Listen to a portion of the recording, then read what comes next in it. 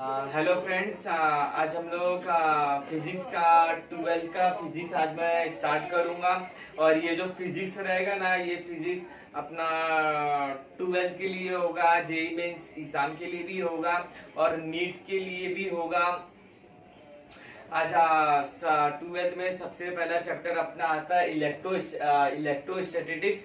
Electrostatics में अपना electrostatic में सबसे पहला चैप्टर होता है इलेक्ट्रिक चार्ज एंड फील्ड। अभी इलेक्ट्रिक चार्ज एंड फील्ड में ना, चार्ज हमेशा रेस्ट पर होता है, चार्ज मूव नहीं करता है। जिस तरह चार्ज रेस्ट पर होता है उसी तरह चार्ज एक मूव करता है। उस वाले ब्रांच को हम लोग बोलते हैं इलेक्ट्रोडायनेमिक्स। इसमें चार्ज अपना मूव करता है। अपना सबसे पहला अलग अलग चैप्टर रहता है मूविंग चार्ज एंड मैग्नेटिज्म। हमेशा हम लोग आगे रीड करेंगे। आज सबसे पहले हमने 12th का सबसे पहला चैप्टर स्टार्ट किया हूँ। मेरा नोट्स जेई मेंस नीट के लिए इनफ रहेगा, पर अगर आप एमसीक्यू के लिए बात करेंगे तो यार बिल्कुल एमसीक्यू के लिए नहीं रहेगा, क्योंकि यहाँ पर मैं उतना एमसीक्यू नहीं करा पाऊंगा। मैं इतना ही बोलूंगा कि आप जो भी कोचिंग में हो, उसमें कोचिंग का स्टडी मटेरियल, उसमें का जो भी एमसीक्यू रहेगा, जो भी मॉड्यूल रहेगा, आप उसमें से सबसे पहले अपना एमसीक्यू पे भी उसमें से एमसीक्यू करना। इतना मैं जितना भी एमसीक्यू कराऊंगा उतना एमसीक्यू करने के बाद आप ये मत सोचना कि आपका जेई मेंस जैसा हाई लेवल उतना टफ एग्जाम आपका हो सकता है, नीट जैसा एग्जाम आपका हो सकता है। आपको बहुत सारा एमसीक्यू प्रैक्टिस करना पड़ेगा, मॉड्यूल आपको सॉल्व करना पड़ेगा। अभी आप जो भी कोचिंग से आप मॉड्यूल ले रहे हो, मॉड्यूल आपको डेली प्रैक्टिस करना पड़ेगा और थोड़े थोड़े दिन पे आपको टेस्ट लगाना पड़ेगा। आपको अपना स्पीड देखना पड़ेगा, आप एक क्वेश्चन को कितने सेकंड में, कितने मिनट में आप सॉल्व कर रहे हो। आपको उस स्पीड के उससे आपको ना नॉलेज होगा कि आपको आपका स्पीड क्या सही है नीट में। क्योंकि अभी तो पहले तो 180 क्वेश्चन था, अभी तो 200 क्वेश्चन हो गया है। 200 उसमें से ऑप्शन वाला भी क्वेश्चन आता है, तो उस तरह आपको आइडिया रहेगा थोड़ा। आपको एमसीक्यू किस तरह सॉल्व करना चाहिए, कितने स्पीड में आपको एमसीक्यू सॉल्व करना चाहिए, उस तरह आपको थोड़ा सा आइडिया रहेगा। आज चलो यार, आज हम लोग थोड़ा सा एक चैप्टर स्टार्ट करते हैं electric charge and field. Electric charge and field में चार्ज अपना रेस्ट पर होता है। हम लोग चार्ज के बारे में थोड़ा सा एक डिफाइन है, डेफिनेशन हम लोग जान लेते हैं चार्ज के बारे में। ड्यू टू विच अपना मैटर और ऑब्जेक्ट और अ बॉडी प्रोड्यूस और एक्सपीरियंस इलेक्ट्रिक फील्ड और अ मैग्नेटिक फील्ड। ऐसा कोई बॉडी जो जो इलेक्ट्रिक फील्ड और मैग्नेटिक फील्ड प्रोड्यूस कर रहा है, प्रोड्यूस कर रहा है या एक्सपीरियंस कर रहा है। अब चार्ज का सिंबल सबको पता रहेगा, प्लस क्यू और क्यू होता है। चार्ज का सिंबल क्यू होता है। अब ये क्यू को हम लोग स्मॉल क्यू से भी डिनोट कर सकते हैं, कैपिटल क्यू से भी डिनोट कर सकते हैं। डिनोट करने में ऐसा कुछ नहीं है। चार्ज का जो एसआई यूनिट होता है, अब एसआई यूनिट, सीजीएस यूनिट, ऐसा अपना बोर्ड में आ सकता है। नीट के लेवल में तो यार नहीं आता इतना, ऐसा क्वेश्चन तो नीट के लेवल में नहीं आता है। नीट में तो अपना एमसीक्यू आएगा, आपको एमसीक्यू करने के लिए थोड़ा करना पड़ेगा। और हो सकता है तो थोड़ा सा साइड से आपको थियरी भी आप लर्न करना चाहिए नीट के लिए। बाकी बोर्ड के लिए तो यार आपको पूरा ये सब थियरी अच्छी तरह याद करना चाहिए। ऐसा यूनिट फिलअप में आ सकता है।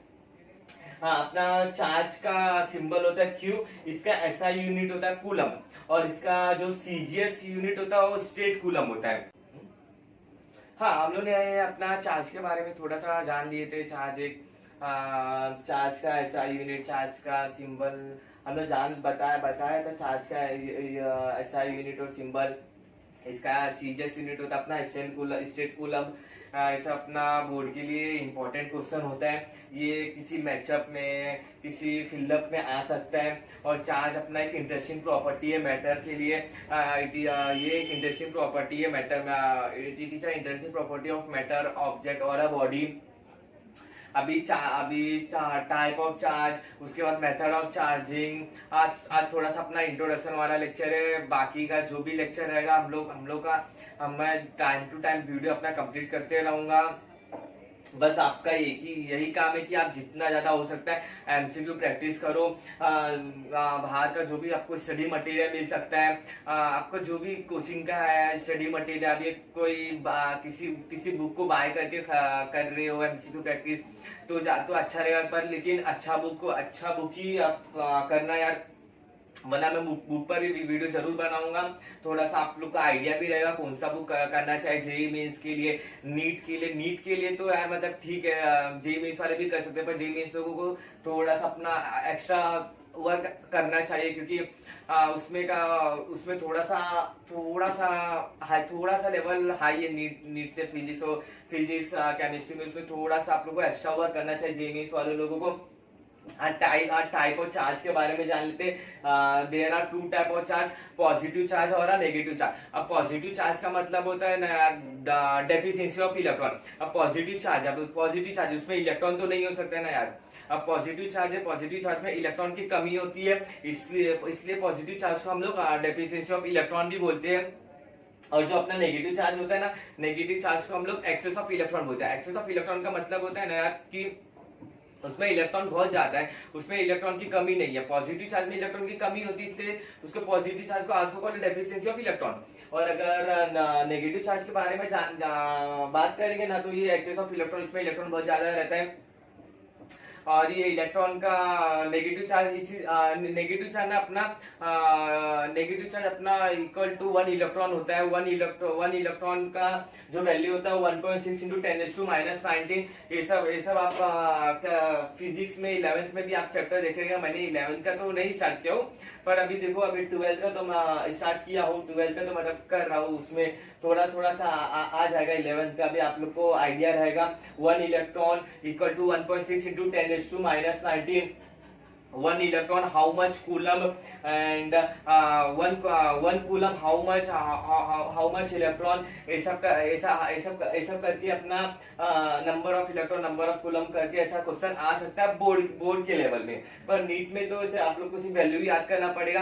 हो सकता है तो आप ये सब वैल्यू के लिए अपना एक अलग से पेपर बना लो, वो पेपर पे आप पूरा वैल्यू लिखो, पूरा फॉर्मूला लिखो, ताकि जो एंड टाइम पर जब एग्जाम आ जाएगा, जेईई मेंस हो या नीट का एग्जाम जब आपका करीब आ जाएगा ना, तो आप ऐसा मत करना कि जो भी आप कोचिंग से आप नोट्स रिफर किए हो या मेरा नोट्स देख रहे हो, तो ऐसा मत करना कि नोट्स का पूरा पेज पलटू, कहाँ पर सब इम्पोर्टेंट पॉइंट था। ये सब मतलब उतना अच्छा नहीं होता है, आपका ही नुकसान है। आप पूरा साल मेहनत किए और उसके बाद लास्ट में ऐसा फॉर्मूला अलग से नहीं बनाए, तो यार आपका ही नुकसान होगा।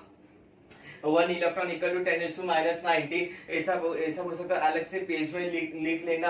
1 coulomb equal to 3 into 10⁻9 stat coulomb. ये स्टेट कूलम सीजीएस यूनिट है, उसका चार्ज का अपना एसआई यूनिट क्या होता है, कूलम, और सीजीएस यूनिट अपना स्टेट कूलम होता है।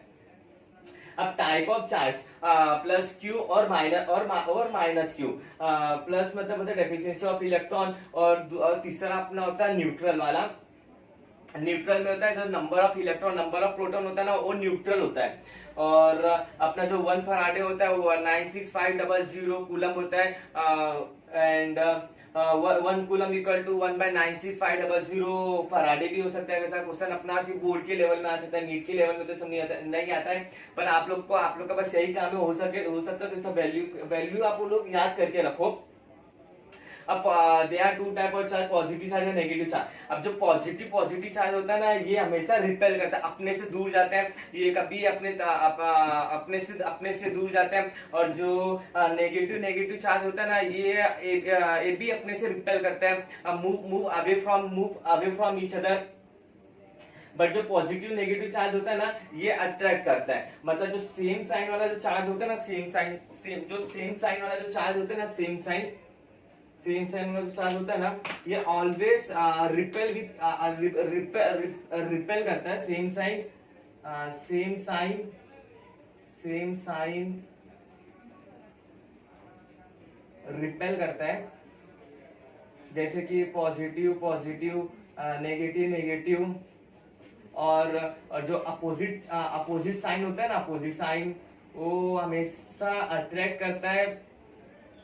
अभी हम लोग ना पॉजिटिव नेगेटिव के बारे में हम लोग जब वे ऑफ चार्जिंग पढ़ेंगे ना यार, तो उसमें आपको पॉजिटिव नेगेटिव के बारे में एक अच्छा चार्जिंग का मेथड है इंडक्शन वाला, उसमें आपको पॉजिटिव नेगेटिव का ना आपको असली मतलब क्या चीज है आपको थोड़ा सा तो मतलब आइडिया जरूर आएगा। Opposite sign that is plus minus और माइनस प्लस, अगर कोई दो ऑब्जेक्ट है ए एंड बी, ए अगर पॉजिटिव रहेगा तो बी वाला नेगेटिव रहेगा, तो ये आपस में अपना अट्रैक्ट करेगा। और अगर ए नेगेटिव रहेगा बी पॉजिटिव रहेगा तो ये भी अपना अट्रैक्ट करेगा। Same sign always attract. अपना मेथड ऑफ चार्जिंग के बारे में हम लोग जानेंगे। मेथड ऑफ चार्जिंग में सबसे पहला मेथड आता है अपना सबसे अच्छा मेथड होता है तीन तरह के चार्जिंग, तीन तरह से चार्ज हो सकते हैं। ये सबसे पहला आता है अपना फ्रिक्शन वाला। फ्रिक्शन को हम लोग रबिंग करके भी बोलते हैं, रबिंग करके। अब इसमें क्या होता है ना यार, अगर हम लोग कौन से भी दो ऑब्जेक्ट को अगर हम लोग रब करेंगे तो उसमें रब करेंगे, अभी अगर हम लोग अपने फिंगर को अपने हैंड्स पर ही अगर थोड़ा सा रब करने की कोशिश करेंगे तो हम लोग को थोड़ा सा हीट जैसा अपने को फील होगा। अब उसी तरह का किसी दो मेटल बॉडी को अगर हम लोग रब करेंगे, रब करने से ना उसमें ना एक एनर्जी निकलेगा, एक एनर्जी जैसा उसमें एक एनर्जी बन जाएगा। अब वो एनर्जी बनने की वजह से ना जो आउटर मोस्ट जो अब अगर सबसे पहला मेथड अपना फ्रिक्शन, सबसे पहला मेथड अपना बाय फ्रिक्शन और rubbing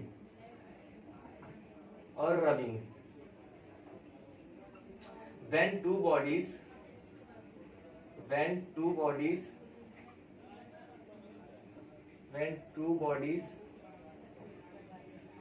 are rub against each other, then transfer of electron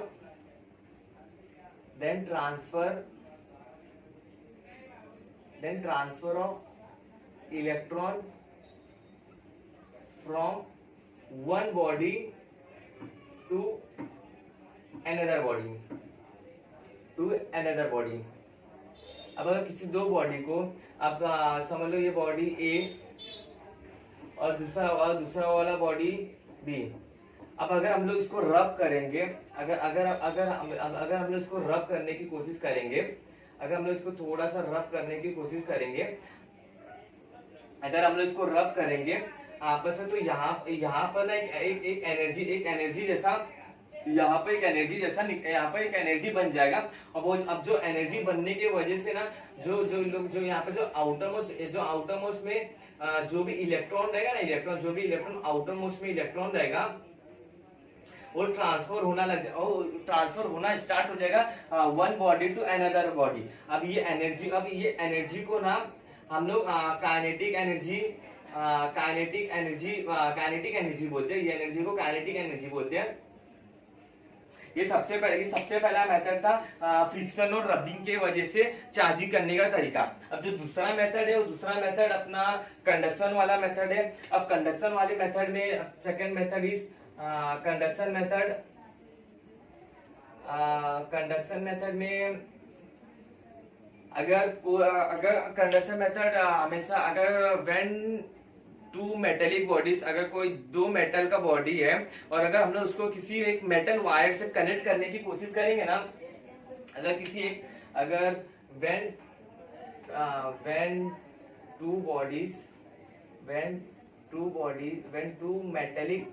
when two metallic bodies are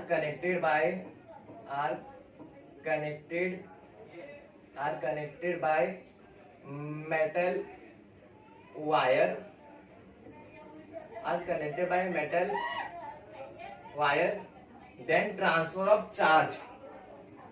point थोड़ा नोटिस करना, ट्रांसफर ऑफ चार्ज। यहाँ पर जब फ्रिक्शन और रबिंग वाले में हो रहा था तो वहां पर ट्रांसफर ऑफ इलेक्ट्रॉन हो रहा था। जब कंडक्शन वाले पर आए थे तो वहां का जो डेफिनेशन है वहां पर transfer of charge meaning same रहेगा, पर आप एक बार थोड़ा सा अच्छी तरह करना क्योंकि पॉइंट ज्यादा अच्छा रहेगा ये वाला।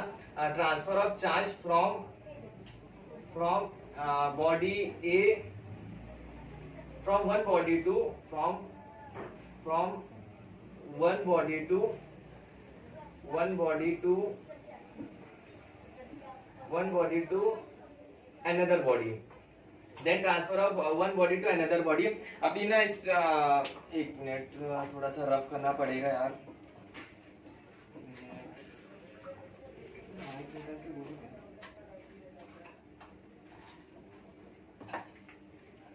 थोड़ा सा आप अगर यार पॉज कर लिया करो लिखने के लिए, क्योंकि यार अभी तो ये ऑफलाइन वाला तो लेक्चर नहीं आके ऐसा रुक सकते हैं. पॉज करके लिख लेना. अपना जो मेथड वाला जो चार्जिंग था ना, उतना तो मेथड ऑफ चार्जिंग अपना सेकंड वाला चालू था. ये अपना हो सकता है जितना आपसे हो सकता है आप उतना एमसीक्यू प्रैक्टिस करने के घर पे कोशिश करना. अब इतना एमसीक्यू प्रैक्टिस करोगे आपके लिए अच्छा रहेगा यार. ये नोट्स तो अच्छा रहेगा, इतना तो मैं बोलता हूँ. नोट्स में कभी ये नोट्स में थोड़ा भी कमी नहीं रहेगा. अब जो कंडक्शन वाला जो था ना, कंडक्शन वाले में अगर कोई दो मेटल का बॉडी है, अगर कोई दो मेटल का body A body B, both are metal body है. ये कंडक्शन वाला भी both are metal bodies, both are metal bodies, both are metal bodies when they are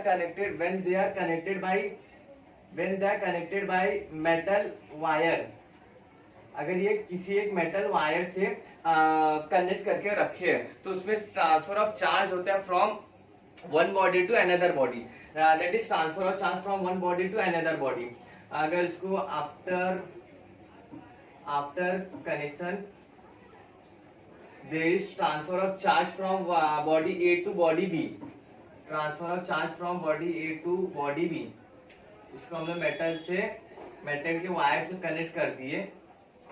अब transfer of body A to B. अभी इसी पे मैंने एक न्यूमेरिकल एक क्वेश्चन लाया हूँ. इस पे क्वेश्चन पे अगर इसमें charge body now let's body on A charge QA and there radius RA, और charge on body B, charge on body B QB and their radius RB.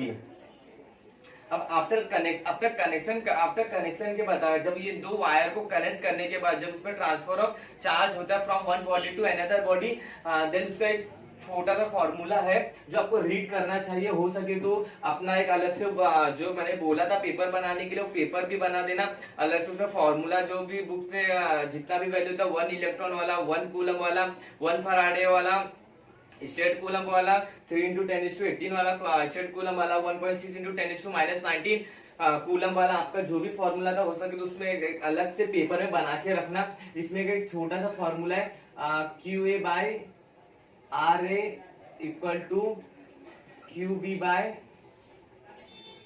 RB.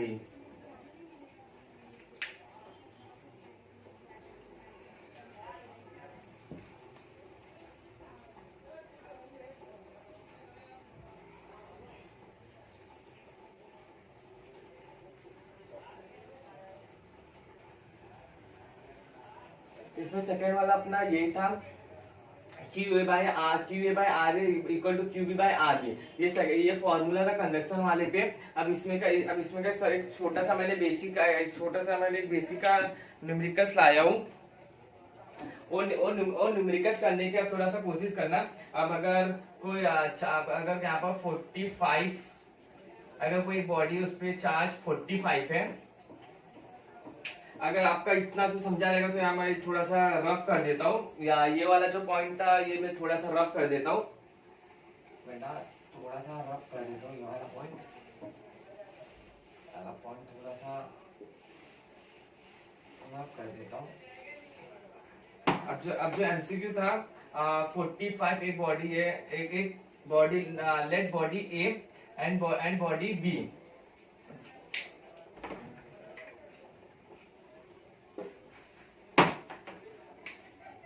Late body A and body B. अब इसमें जो charge रहेगा, इसमें late charge 45 and इसमें 15 ले लो charge. अब जो आर ए का जो रेडियस रहेगा, उसका रेडियस 20, उसका जो आर ए का रेडियस रहेगा 20 रहेगा, और जो आर बी का जो रेडियस रहेगा वो भी 40 ले लो। And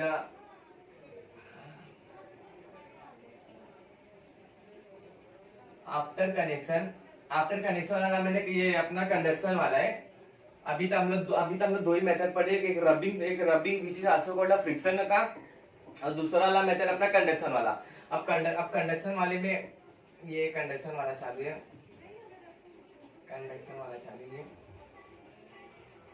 Q A by R A and Q B by R B. अब इसमें आफ्टर कनेक्शन में find the charge on A and B after connection.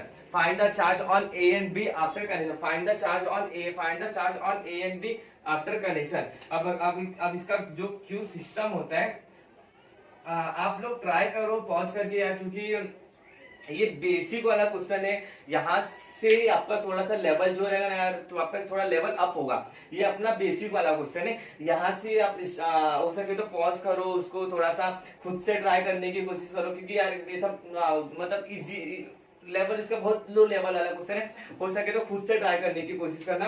अब जो इसका जो चार्ज का जो क्यू सिस्टम रहेगा, अब सॉल्यूशन में स्टार्टिंग में थोड़ा सा लिख देगा Q A equal to 45 and जो charge on body B Q B equal to 15 coulomb भी लिखे नहीं चलेगा, ऐसा कोई नहीं, और रेडियस टू 14। अब इसका जो क्यू सिस्टम होगा, क्यू सिस्टम का मतलब अभी एक ये सिस्टम है, क्यू सिस्टम, ये एक सिस्टम में पूरा कितना सा पूरा टोटल कितना चार्ज है। क्यू सिस्टम का मतलब होता है टोटल चार्ज, आसो का total charge,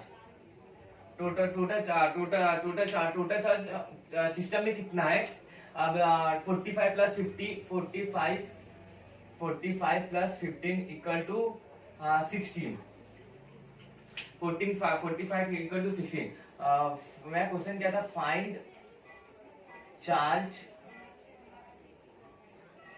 on A and B. Find charge on A and B after connection के बाद charge on A and B. अब हम लोग का जो फॉर्मूला था Q A by R A, after connection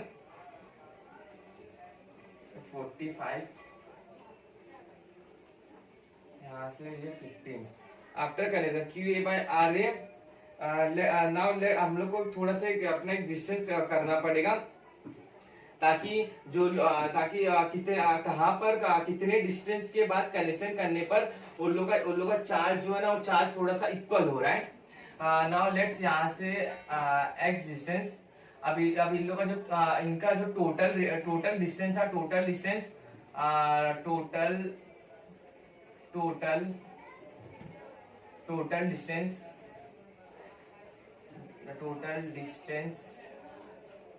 equal to 60 था, 60।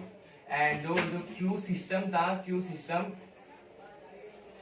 वो भी 45 प्लस 15 इक्वल टू 60 था। नाउ लेट्स हम लोग ने यहाँ पर जो भी अपना मेटल का वायर था उसको हम लोग ने यहाँ पर कनेक्ट किए। अब 45 से यहाँ तक का डिस्टेंस हम लोग एक्स लिए, टोटल डिस्टेंस अपना 60 था। अपना टोटल जो डिस्टेंस था वो 60 था, और जो अपना ये बॉडी ए था और बॉडी बी। अब अगर 45 से यहाँ तक का एक्स डिस्टेंस है, वो टोटल डिस्टेंस अपना 60 है, तो यहाँ से यहाँ तक का डिस्टेंस 60 माइनस एक्स। अब आफ्टर कनेक्शन करने के बाद हम लोगों ने एक डिस्टेंस ऐसा इमेजिन किए कि इतने डिस्टेंस के बाद जो कनेक्ट हुआ रहेगा, वो डिस्टेंस को हम लोग एक्स लिए, और जो बचा हुआ जो डिस्टेंस था उसको हम लोग 60 माइनस एक्स लिए। टोटल डिस्टेंस अपना 60 था। अब आफ्टर कनेक्शन के बाद अपना ये वाला फॉर्मूला था यार, ये फॉर्मूला हो सके तो नोट डाउन कर लो, अच्छे से लिख लेना बुक पर, ये फॉर्मूला थोड़ा है इंपॉर्टेंट। अब Q A by R A equal to Q B by R B. अब आफ्टर कनेक्शन के बाद का फॉर्मूला है, अब Q A by 45 divide by 45 radius का एक्स था और equal to Q B 15 divide by 60 minus x. अब यहाँ से 15x equal to 45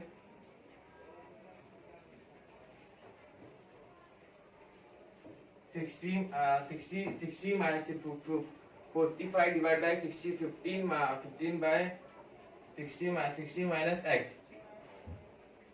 15 divide 40 divide 60 minus x and 40 divide 60 minus x।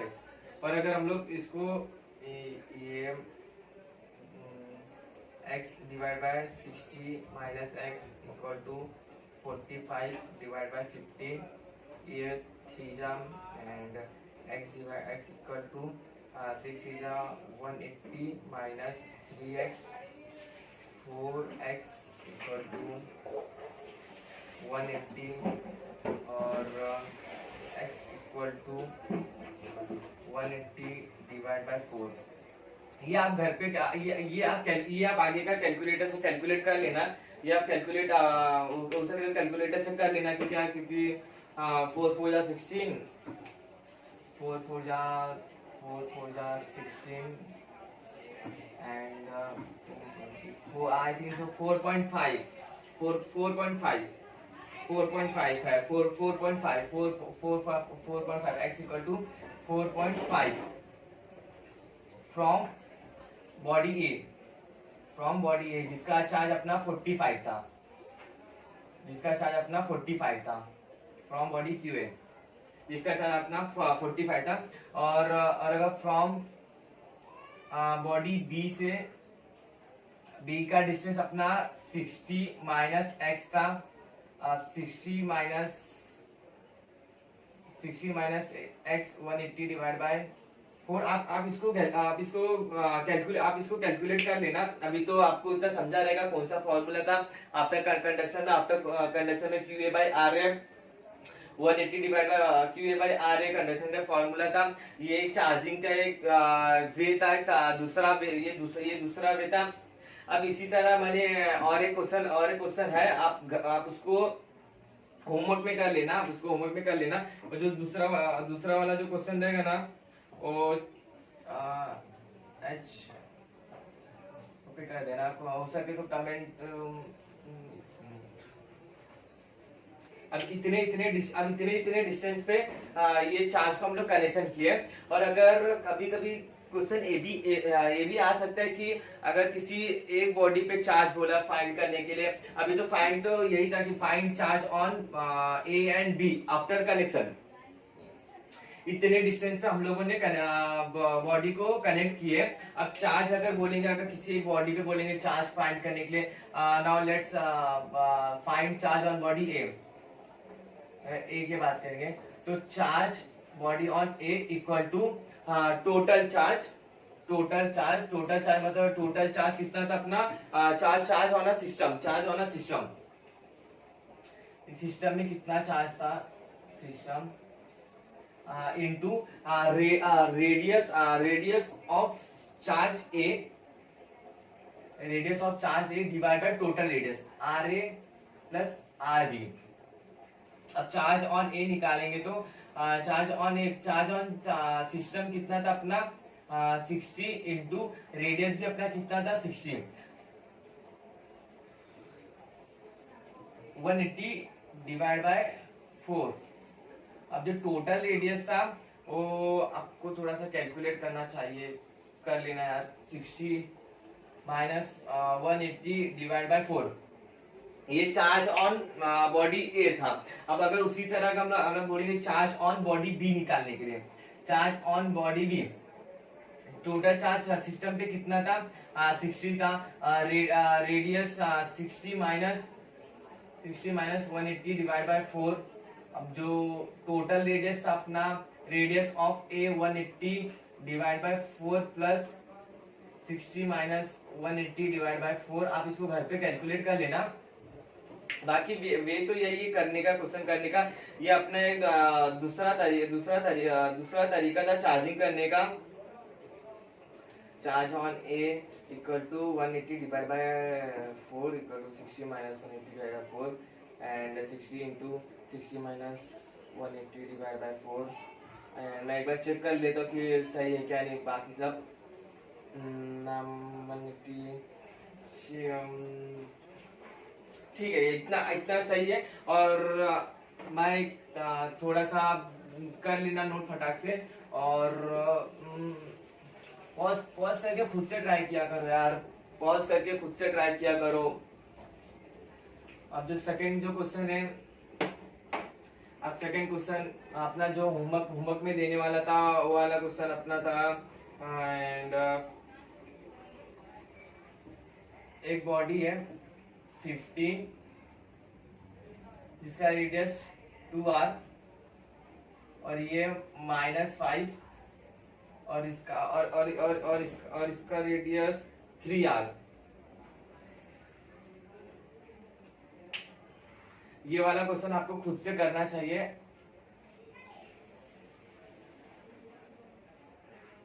Late body A and body B, find charge on body A and B after connection। Same ऐसा ये -5 है, same वैसा ही है। आप पहले डिस्टेंस उतना निकाल लेना, कितने डिस्टेंस पर चार्ज को कनेक्ट किया गया है।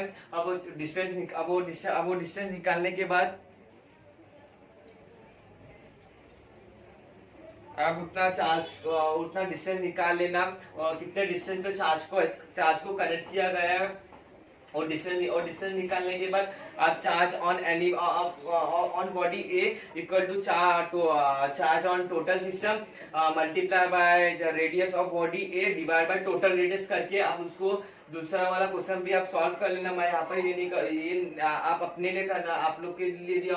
पहला वाला मैंने अपना एग्जांपल बताया, दूसरा वाला आप खुद से ट्राई करना। नहीं हुआ तो वीडियो को रिटर्न से देखना। ये वाला क्वेश्चन इंपॉर्टेंट है। क्वेश्चन आपको प्रीवियस ईयर में तो अभी इतना मतलब आइडिया नहीं, पर क्वेश्चन इंपॉर्टेंट है। फॉर्मूला हो सके तो दूसरे एक पेज पे एकदम अच्छी तरह से लिख लेना। हेलो स्टूडेंट्स, हम लोगों ने चार्जिंग करने का तीन तरीका है चार्जिंग करने का। उसमें से हम लोग 2 तरीका देखे थे। सबसे पहले हम लोग ने फ्रिक्शन वाला देखे थे, उसके बाद रबिंग वाला देखे थे। फ्रिक्शन रबिंग के बाद हम लोग ने अपना तीसरा चार्जिंग का मेथड वाक्य इंडक्शन वाला। In this method a charged body in induction वाले में क्या होता है, in this method a charged body brought near to a neutral body then near to a neutral body। अगर कोई बॉडी है पॉजिटिव, अगर कोई बॉडी है, नाउ लेट्स अगर कोई बॉडी है जिसमें पॉजिटिव चार्ज है, और एक बॉडी जिसमें जो न्यूट्रल बॉडी है। अब न्यूट्रल बॉडी का मतलब क्या था अपना, जिसमें नंबर ऑफ इलेक्ट्रॉन और नंबर ऑफ प्रोटॉन जो था वो इक्वल था। अब अगर चार्ज बॉडी को न्यूट्रल बॉडी के अगर हम लोग पास लाएंगे, अगर चार्ज बॉडी को न्यूट्रल बॉडी के पास लाएंगे, अब मैंने स्टार्टिंग में थोड़ा सा बोला था कि आपको जो पॉजिटिव और नेगेटिव का जो अट्रैक्शन वाला पार्ट है वो आपको इंडक्शन में थोड़ा सा अच्छी तरह से आपको समझेगा। अब जब हम लोग ने पॉजिटिव चार्ज को न्यूट्रल बॉडी के पास लाने का मतलब है बॉडी में थोड़ा सा अट्रैक्शन मारेगा। अब अट्रैक्शन तो यार मतलब पॉजिटिव चार्ज अगर न्यूट्रल बॉडी में अगर पॉजिटिव चार्ज अगर पास लाने की वजह से तो पॉजिटिव चार्ज तो नहीं आ सकता है। अगर बॉडी को हम लोग पास लाए तो इसका मतलब पास तो कुछ मतलब न्यूट्रल बॉडी में कुछ अगर नेगेटिव चार्ज होगा तभी तो बॉडी को पास आया रहेगा। अगर पॉजिटिव चार्ज होता था तो बॉडी पास नहीं आता था, न्यूट्रल बॉडी पास नहीं आता था, न्यूट्रल बॉडी बल्कि रिपेल होता था, दूर जाता था। अब बॉडी पास आया इंडक्शन में तो इसका मतलब बॉडी में पॉजिटिव चार्ज है, न्यूट्रल बॉडी के पास आया है, इसका मतलब है जो जो न्यूट्रल वाला बॉडी रहेगा वो यहाँ पर चार्ज होना स्टार्ट हो जाएगा। चार्ज होने से वो यहाँ जो स्टार्टिंग वाला जो पार्ट रहेगा वो नेगेटिव, उसमें नेगेटिव चार्ज आ जाएगा, और जो उसका जो पास जो उसके सामने वाला जो रहेगा वहां पर पॉजिटिव चार्ज आ जाएगा। अब जितना अब ये बॉडी न्यूट्रल है। न्यूट्रल किस तरह है, क्योंकि इसमें जितना नंबर ऑफ इलेक्ट्रॉन है उतना नेगेटिव चार्ज है, उतना ही नंबर ऑफ पॉजिटिव चार्ज भी है। इसलिए वो बॉडी अभी भी न्यूट्रल ही है पर चार्ज हो चुका है। अब कंडक्शन में एक पॉइंट था जो मैंने जो हम लोगों ने बताए थे। कंडक्शन में क्या था, व्हेन टू मेटलिक बॉडीज, अगर कोई मेटलिक बॉडीज को अगर हम लोग किसी मेटल वायर से कनेक्ट किए हैं, उसमें ट्रांसफर ऑफ चार्ज होता है from one body to another body. अब इसमें ट्रांसफर ऑफ चार्ज किस तरह होता है, अगर किसी बॉडी का हम लोग मेटल वायर से हम लोग उसमें कनेक्ट किए थे, इसलिए उसमें ट्रांसफर ऑफ चार्ज हुआ था। मतलब ये कनेक्टेड विथ मेटल वायर हुआ था, कंडक्शन वाला कनेक्टेड से हुआ था। जब उसको किसी चीज से कनेक्ट किए थे उसके बाद वो चार्ज हुआ था। आफ्टर कनेक्शन के फॉर्मूला भी था, मैंने लिखा था QA/RA = QB/RB। अब कंडक्शन में कनेक्टेड विथ मेटल वायर, किसी चीज से कनेक्ट किए थे, पर जो इंडक्शन वाला था वो विदाउट कनेक्टेड वाला था। उसमें हम लोग किसी वायर से कनेक्ट नहीं किए थे, बल्कि हम लोग ने उसको मतलब पॉजिटिव चार्ज जो बॉडी था उसको हम लोग ने न्यूट्रल बॉडी के करीब लेकर गए थे। जब उसको करीब लेकर गए थे तो उसके बाद वहां पर चार्ज होना स्टार्ट हो गया था। विदाउट कनेक्टेड वाला था ये, इंडक्शन वाला विदाउट कनेक्टेड वाला था। एक छोटा सा बेसिक सा पॉइंट है, इंपॉर्टेंट पॉइंट है थोड़ा सा। चार्ज ऑलवेज कम विथ मास, मैंने स्टार्टिंग में बताया था, चार्ज ऑलवेज कम विथ मास। अगर चार्ज है तो मास जरूर होगा, बिना चार्ज के मास कभी नहीं हो सकता है। चार्ज हमेशा मास के साथ ही में आएगा, पर ऐसा हो सकता है कि मास है उसमें चार्ज ना हो, ऐसा हो सकता है। मास में चार्ज नहीं होगा, ऐसा हो सकता है, पर अगर चार्ज है उसमें मास, अगर वहां पर वो ऑब्जेक्ट में मास नहीं हो सकता, कभी नहीं हो सकता है। मास चार्ज ऑलवेज कम विथ मास। अब चार्ज एक फंडामेंटल क्वांटिटी है, चार्ज एक फंडामेंटल क्वांटिटी है। फंडामेंटल क्वांटिटी में अपना बहुत सारा चीज आता है, जैसा कि अपना मास आता है, और लेंथ भी एक फंडामेंटल क्वांटिटी है। लेंथ भी अपना एक फंडामेंटल लेंथ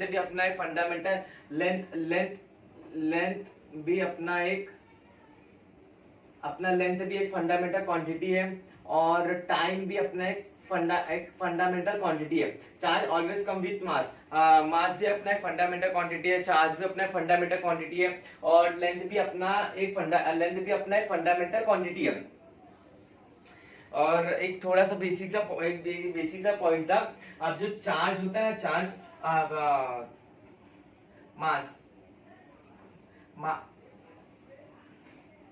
मास हमेशा पॉजिटिव होता है। मास कभी ऐसा नेगेटिव तो नहीं होता है कि -2.5 kg, -1.5 kg, -0.5 kg।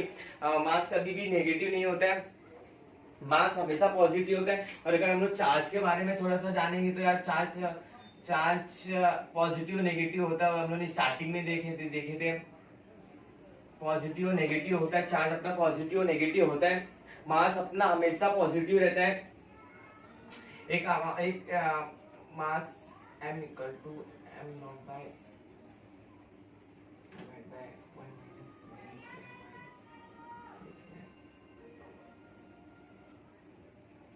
ये मास का एक फॉर्मूला है।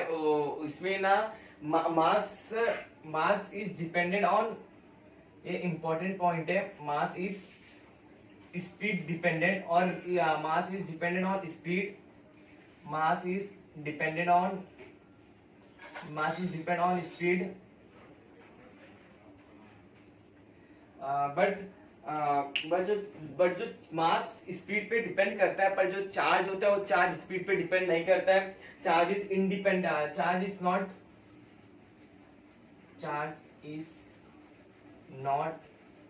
डिपेंड ऑन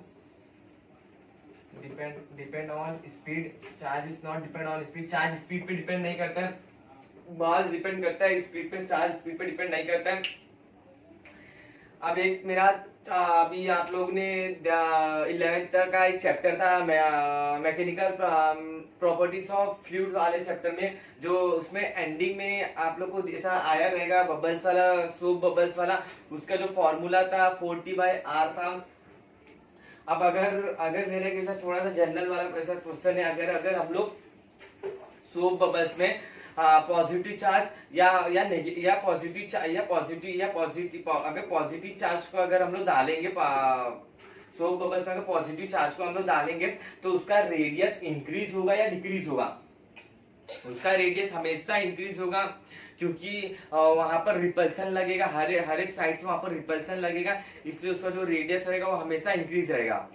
इसलिए उसका जो रेडियस रहेगा वो हमेशा इंक्रीज रहेगा, क्योंकि वहां पर हर साइड से रिपल्सन लगेगा, इससे उसका रेडियस हमेशा इंक्रीज होगा।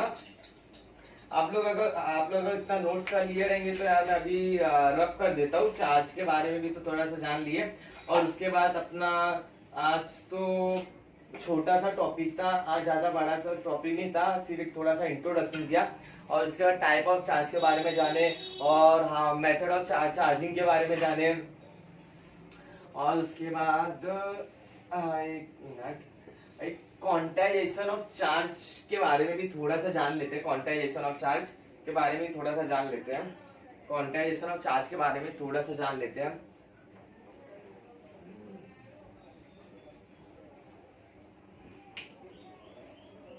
तो थोड़ा सा क्वांटाइजेशन ऑफ चार्ज के बारे में भी जान लेते हैं। क्वांटाइजेशन ऑफ चार्ज,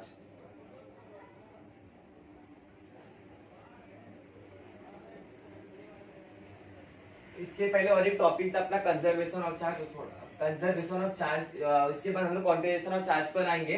सबसे पहले कंजर्वेशन ऑफ चार्ज के बारे में थोड़ा सा जान लेते हैं। Conservation of charge, conservation of charge, आप सबको पता है charge can neither be created nor be destroy, they are remain constants. इसका मतलब होता है द टोटल चार्ज, आप लिखना इसका पॉइंट अपने अच्छी तरह नोट्स बनाना। द टोटल चार्ज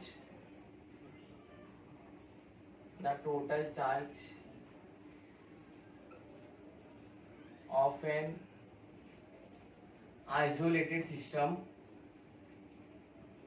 isolated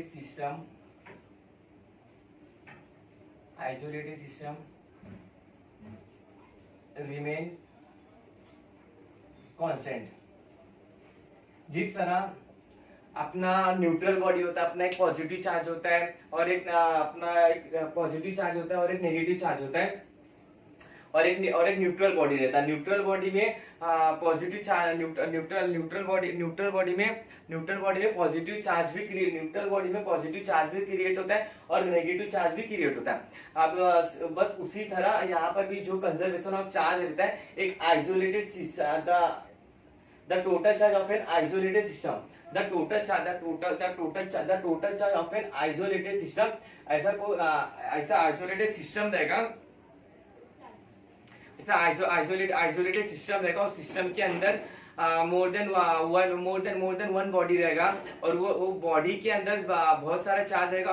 और जो अगर मोर देन वन बॉडी, अगर कोई आइसोलेटेड सिस्टम है, अगर कोई एक आइसोलेटेड सिस्टम है, यहाँ पर चार्ज Q, यहाँ पर 4Q, और यहाँ पर अपना यहाँ पर 2Q इक्वल टू, अब जो दूसरा वाला अपना जो आइसोलेटेड सिस्टम रहेगा, अगर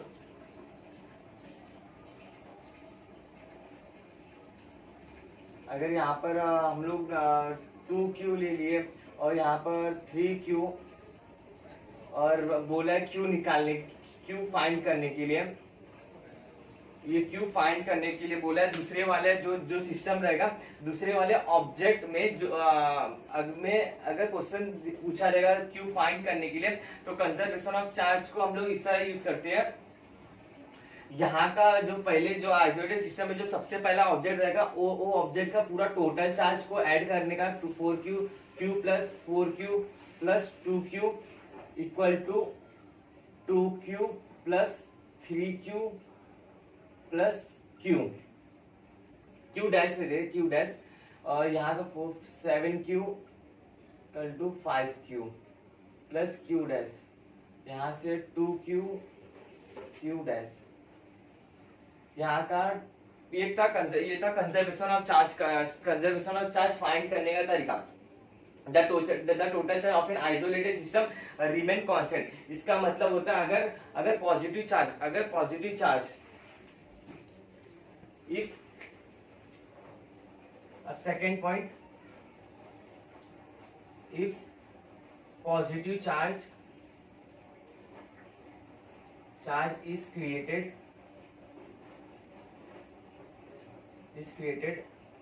then negative charge is also created।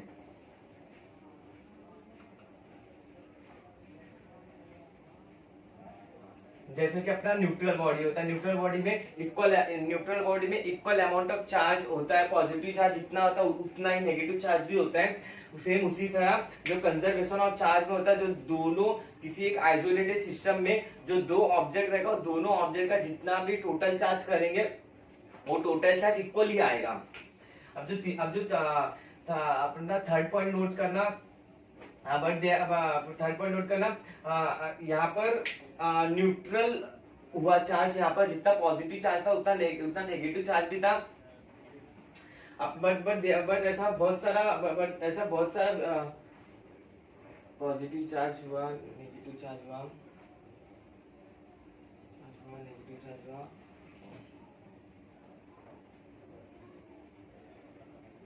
एक पॉजिटिव चार्ज किए थे, नेगेटिव चार्ज भी किए थे। और चार्ज हमेशा मैंने स्टार्टिंग में बताया था, चार्ज मास के जैसा नहीं है। मास अपना 2.5 kg, 1.5 kg, 0.5 kg में भी आता है, पर अपना चार्ज अपना चार्ज इस तरह नहीं आता है। चार्ज ऑलवेज एग्जिट इन इंटीजर मल्टीपल, चार्ज हमेशा integer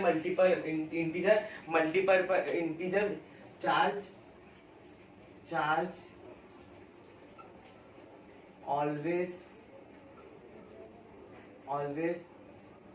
exit in an integer multiple.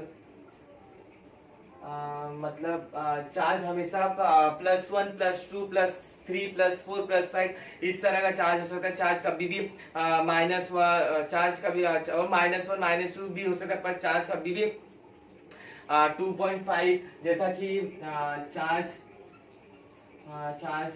2.5 3 1.5 4 इसमें से चार्ज कौन सा एग्जिट नहीं कर सकता है। मेरा एक सिंपल सा क्वेश्चन, इसमें से चार्ज कौन सा एग्जिट नहीं कर सकता है।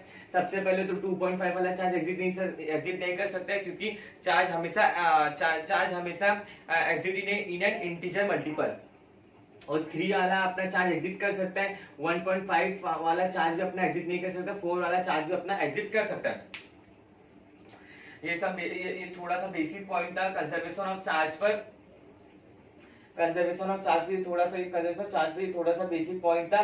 जिस तरह the total charge of an isolated system remain constant होता है, बट ऐसा बहुत सारा अपना पार्टिकल होता है। आप लोग बहुत ऐसा सुने रहेंगे न्यूक्लियस के अंदर न्यूक्लियन, प्रोटॉन प्लस न्यूट्रॉन, और उसके सेल में इलेक्ट्रॉन रहता है। फिर प्रोटॉन के अंदर भी अपना कॉक्स होता है। कॉक्स में अप कॉक्स होता है, डाउन कॉक्स होता है। ये जो कॉक्स वाला जो पार्टिकल होता है ना, अपना कॉक्स वाला पार्टिकल, इसमें जो चार्ज होता है ना, इसमें थोड़ा सा एक अच्छा पॉइंट है ये। इसमें जो चार्ज होता है ना, अभी यहाँ पर 2.5 यहाँ पे एग्जिट नहीं कर सकते हैं। पर जो कॉक्स आता है अपना डाउन कॉक्स में अप कॉक्स, डाउन कॉक्स, ये सब जो आता है ना, इसका जो but there are some particle having charge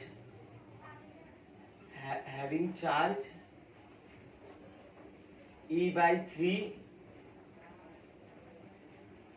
or 2e/3। इसको हम लोग कॉक्स बोलते हैं, कॉक्स कॉल्ड कॉक्स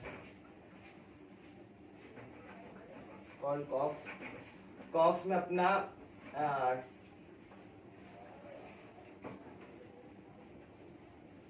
टू अब कॉक्स होता है।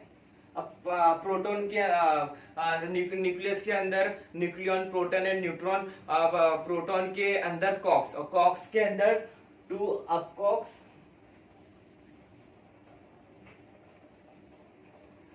And 1 down COX.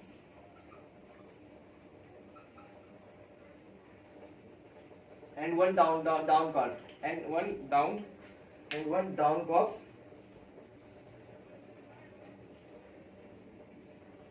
some particle और एक पॉइंट है चार्ज का, एक फॉर्मूला भी है, that is Q equal to N e. Q equal to N e. अब इसमें जो चार्ज होता है, ये तो इलेक्ट्रॉन था, electron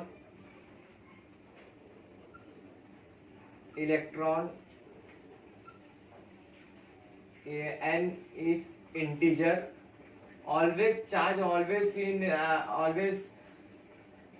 always exit in integer multiple, always exit in integer multiple। charge always appear in, exits appear दोनों same है, पर appear in an integer multiple भी सही रहेगा। appear in और exits। Charge always appear in an integer multiple. Charge हमेशा integer multiple की, हमेशा इंटीजर मल्टीपल का आता है यहाँ पे इंटीजर। और ये charge on an body, charge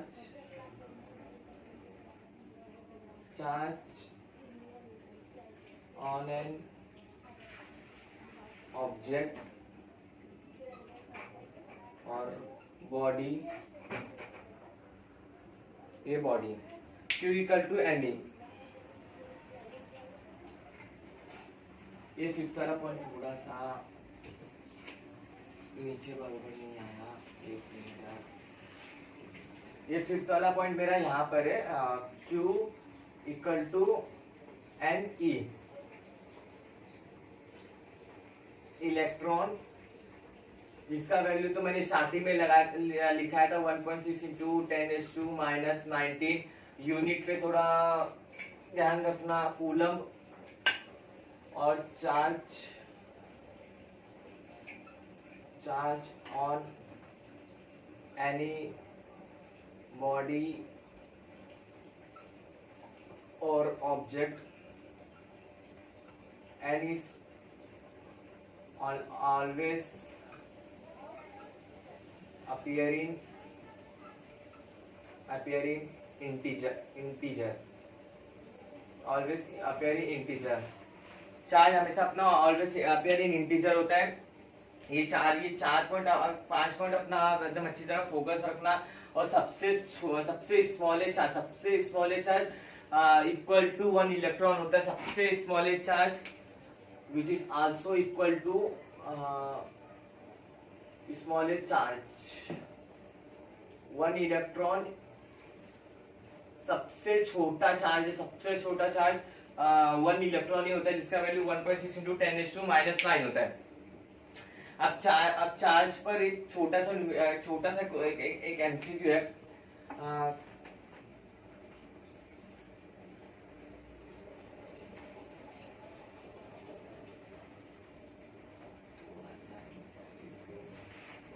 एक क्वेश्चन है,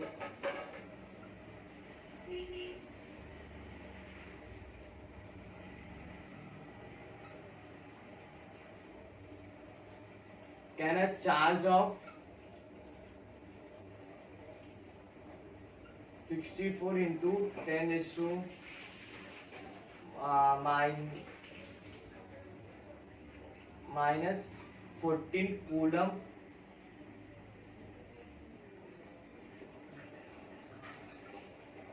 be given to a object और मैटर और बॉडी सेम मीन्स है। अब इसमें अब इसमें चार्ज का जो यहाँ पर फॉर्मूला था, एक ये वाला फॉर्मूला, एक ये वाला फॉर्मूला, और एक चार्ज का, और इसके पहले हम लोगों ने कराया था कंजर्वेशन ऑफ चार्ज पर टोटल चार्ज वाला formula, Q equal to N e वाला, और एक कंडक्शन वाले पर भी फॉर्मूला था Q A by R equal to Q B by R B. अब इसमें का आप अगर हो सकता है तो यार पॉज करके जरूर ट्राई करना, ये वाला क्वेश्चन जरूर ट्राई करना, क्योंकि थोड़ा सा बेसिक नॉलेज वाला क्वेश्चन है। Q इक्वल टू एन ई, चार्ज इसमें कितना था 64 into 10⁻⁻14 equal to n. N क्या था, एन हमेशा इंटीजर मल्टीपल होता है, एन कभी भी 0.5 2.5 मास जैसा नहीं होता है। एन इक्वल टू ई कितना था अपन 1.6 इंटू 10⁻⁻19। अब 64 divide by 1/6 equal to N.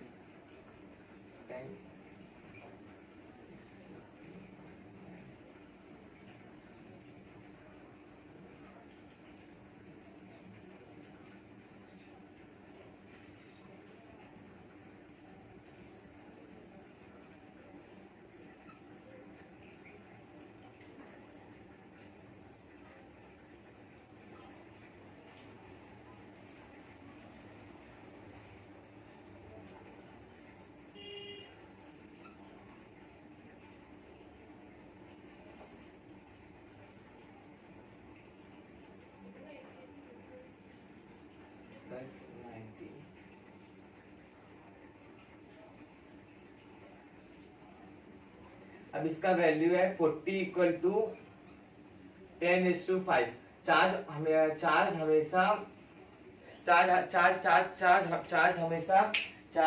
हमेशा always appear in an integer multiple. Charge कभी भी 0.5 में कभी नहीं आता है। अब कंजर्वेशन ऑफ चार्ज के बारे में हम लोग थोड़ा सा बेसिक सा नॉलेज जान गए हैं, हो सकता है तो मैं एक बार रिटर्न से रिवाइज करा देता हूँ। कंजर्वेशन ऑफ चार्ज का मतलब है the total charge of an isolated system remain constant. अपना जैसा कि लाइक न्यूट्रल बॉडी में जितना पॉजिटिव चार्ज होता है उतना ही नेगेटिव चार्ज भी होता है। जितना पॉजिटिव चार्ज क्रिएट होता है उतना ही नेगेटिव चार्ज भी क्रिएट होता है। और अपना जो थर्ड पॉइंट था, चार्ज हमेशा इंटीजर मल्टीपल होता है और कभी भी मास जैसा नहीं होता। 1.5 2.5 उस तरह चार्ज कभी भी अपीयर नहीं करता है। और फोर्थ वाला जो पॉइंट था अपना, बट ऐसा बहुत सारा पार्टिकल है जिसमें चार्ज E/3 2E/3 उसको हम लोग बोलते हैं कॉक्स। और वो तो टू अपवर्ड्स डाउन का तो कॉक्स के अंदर, तो प्रोटॉन के न्यूक्लियन के अंदर प्रोटॉन न्यूट्रॉन, उसके अंदर कॉक्स, बाद में कॉक्स के अंदर 2 अप कॉक्स 1 डाउन कॉक्स, उतना का अंदर गया था। पर ये वाला पॉइंट पे लास्ट वाला उतना इंपॉर्टेंट नहीं है। और उसके बाद लास्ट में वो फॉर्मूला था कंजर्वेशन ऑफ चार्ज पे। कंजर्वेशन ऑफ चार्ज पे दो फॉर्मूला था, एक Q वाला और एक Q equal to any. Conservation of Q equal to any. अब Q इक्वल टू एनी में चार्ज ऑन एनी बॉडी और object an is always appear in an integer multiple. और जो इलेक्ट्रॉन का वैल्यू रहता है वो ई से इलेक्ट्रॉन 1.6 इंटू 10⁻⁻19। इलेक्ट्रॉन सबसे छोटा चार्ज इलेक्ट्रॉन ही होता है। ये कंजर्वेशन ऑफ चार्ज पे थोड़ा सा और इम्पोर्टेंट पॉइंट था। अब इसके बाद हम लोग क्वांटाइजेशन ऑफ चार्ज के बारे में जानेंगे।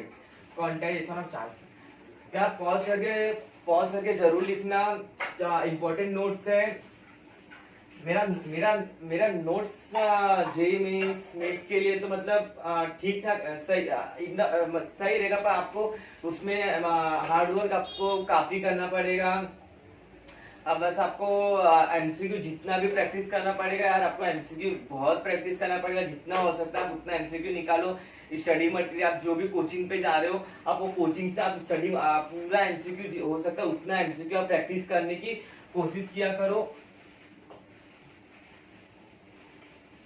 अभी हम लोग थोड़ा सा नेक्स्ट टॉपिक के बारे में जानते हैं। नेक्स्ट टॉपिक अपना quantization of charge. Next topic अपना क्वांटाइजेशन ऑफ चार्ज,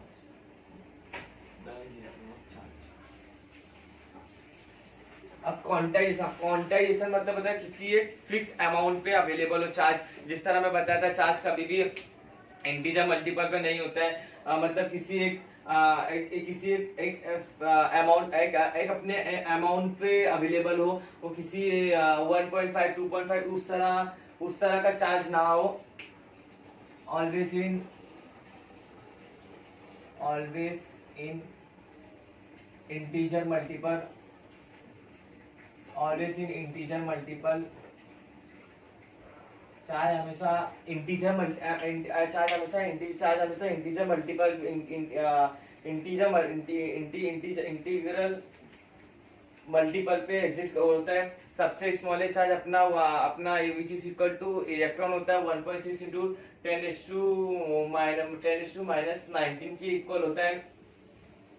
ये क्वांटाइजेशन ऑफ चार्ज पे होता है। क्वांटाइजेशन ऑफ चार्ज पे जैसे कि Q इक्वल टू एन, ये कंजर्वेशन ऑफ चार्ज पे भी हम लोग देखे थे, और n इक्वल टू +1 +2 +3 +4 और -1 -2 -3 -4, बट चार्ज कभी भी 1.5 3.5 0.5 में कभी चार्ज नहीं हो सकता है।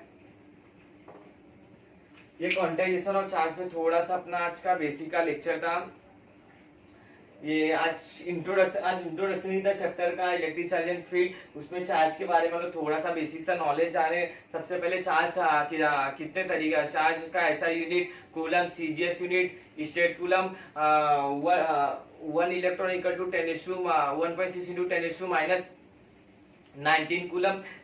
बाद में चार्ज के हम लोग टाइप देखे, पॉजिटिव चार्ज और नेगेटिव चार्ज। पॉजिटिव चार्ज को में क्या होता है, पॉजिटिव चार्ज में डेफिशिएंसी ऑफ इलेक्ट्रॉन होता है, और जो नेगेटिव चार्ज रहता है, नेगेटिव चार्ज में एक्सेस ऑफ इलेक्ट्रॉन रहता है, इसमें इलेक्ट्रॉन ज्यादा रहता है नेगेटिव चार्ज में। और अपना एक न्यूट्रल बॉडी होता है, न्यूट्रल बॉडी जितना उसमें पॉजिटिव चार्ज होता है उतना ही नेगेटिव चार्ज होता है। उसके बाद हम लोग मेथड ऑफ चार्जिंग देखे। मेथड ऑफ चार्जिंग में सबसे पहले अपना चार्जिंग का था बाय रबिंग और फ्रिक्शन। बाय रबिंग और फ्रिक्शन में कैसा था, अगर when any two bodies are rub against each other, then transfer of electron from one body to another body। अपना रबिंग वाला था, अगर किसी बॉडी का रब करेंगे तो उसमें काइनेटिक एनर्जी होगा, काइनेटिक एनर्जी की वजह से आउटर मोस्ट इलेक्ट्रॉन दूसरे बॉडी में ट्रांसफर हो जाएगा। और अपना जो दूसरा वाला मेथड था वो कंडक्शन वाला मेथड था। कंडक्शन वाला मेथड को हम लोग एक वायर से कनेक्ट किए थे। कंडक्शन वाले मेथड को हम लोग वायर से कनेक्ट किए थे, पर इंडक्शन वाले मेथड में वो वायर से कनेक्ट नहीं किए थे। वो चीज को हम लोग किसी से कनेक्ट नहीं किए थे। वो जो चार्ज वाला जो बॉडी था इंडक्शन वाले चार्ज में जो चार्ज वाला बॉडी था उसको हम लोग न्यूट्रल बॉडी के पास लाए थे। उसके बाद वो चार्ज होना स्टार्ट हुआ था। पर जो कंडक्शन वाला था अपना कंडक्शन वाले में हम लोग ने उसको एक मेटल वायर से कनेक्ट किए थे। और आफ्टर कनेक्शन के बाद उसका एक फॉर्मूला भी था, QA/RA इक्वल टू QB/RB। पर इंडक्शन वाले में हम लोग ने उसको किसी चीज से कनेक्ट नहीं किए थे। और मेथड ऑफ चार्जिंग करने के बाद हम लोग ने आए थे conservation of charge. Conservation of charge में थोड़ा सा हम लोग ने एक बेसिक सा पॉइंट देखे थे, the total charge of an isolated system remain constant. अगर पॉजिटिव चार्ज अगर आएगा तो उसमें नेगेटिव चार्ज भी जरूर क्रिएट होगा। और सबसे smallest charge equal to 1 electron. ऐसा बहुत सारा पार्टिकल होता है जैसे कि अपना कॉक्स जिसमें चार्ज हम लोग E/3 और 2E/3 भी होता है। और चार्ज हमेशा एग्जिट इन इंटीजर मल्टीपल्स। और उसके बाद हम लोग ने देखे थे quantization of charge. Quantization of charge मतलब किसी फिक्स वैल्यू पर होगा, जैसे कि +1 +2 +3। मास जैसा नहीं होता है, मास में अपना 0.5 1.5 2.5 इस तरह भी मास आता है। पर चार्ज हमेशा +1 +2 +3 और या फिर -1 -2 -3 n इक्वल टू 1.5, 2.5, 0.5 इस तरह का चार्ज कभी नहीं हो सकता है। अब मेरा जो दूसरा वाला वीडियो रहेगा वो कूलम लॉ पर होगा। कूलम लॉ का एक फॉर्मूला भी है। कूलम लॉ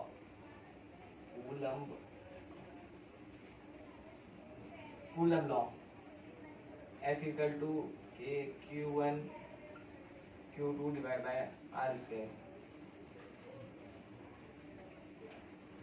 लेक्चर 2 यार, अभी तो आपको कूलम लॉ के लिए आपको अभी अपना दूसरा लेक्चर देखना पड़ेगा। F equal to k Q1 Q2 bye R square. के क्या है कि यूनिवर्सल कांस्टेंट है कि नहीं, और के मतलब किसी मीडियम पे डिपेंड करता है कि नहीं। चार्ज और फोर्स और चार्ज के बीच में कैसा रिलेशनशिप है, फोर्स और रेडियस के बीच में कैसा रिलेशन है, वो आपको अगले वीडियो में एकदम अच्छी तरह पूरे डिटेल में जेईई में नीट के लेवल में एकदम अच्छी तरह बताऊंगा। किस तरह फोर्स एक बॉडी पे किस तरह एक्ट करता है ड्यू टू अनदर बॉडी, वो सब आपको सेकेंड लेक्चर में जरूर पूरी एकदम अच्छी तरह आपको पता चलेगा। Thank you.